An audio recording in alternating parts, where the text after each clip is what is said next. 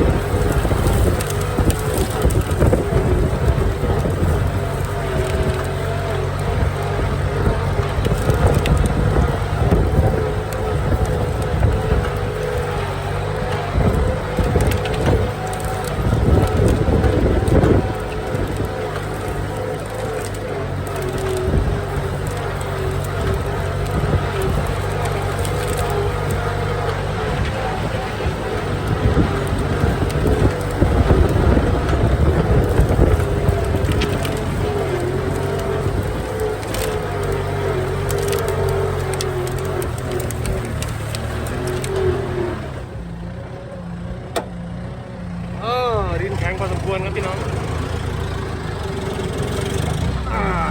หลังจากยกล่องเสร็จนะครับมาอยู่กับหน้างานไถครับตอนนี้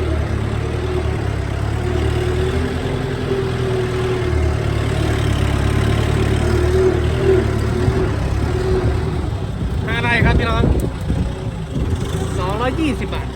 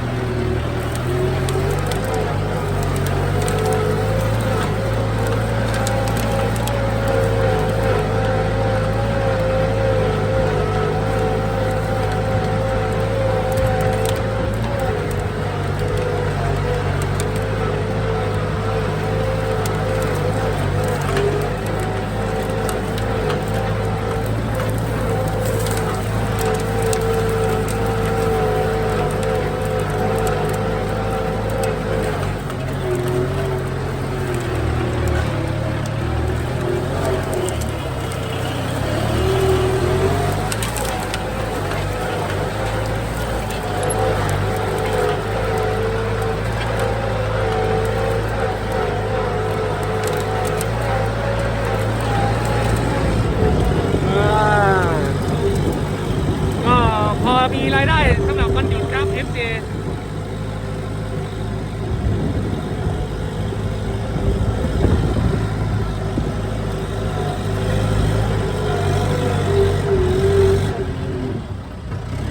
แล้วก็พอมีรายได้ให้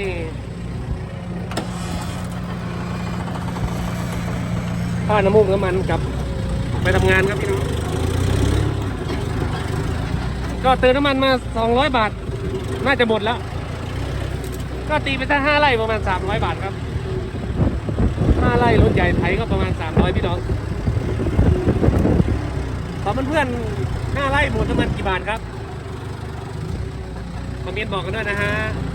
เดี๋ยวรีบก่อนครับเดี๋ยวไม่ทันครับผมเพราะมีต่ออีกหลายแปลงครับผมสวัสดีครับ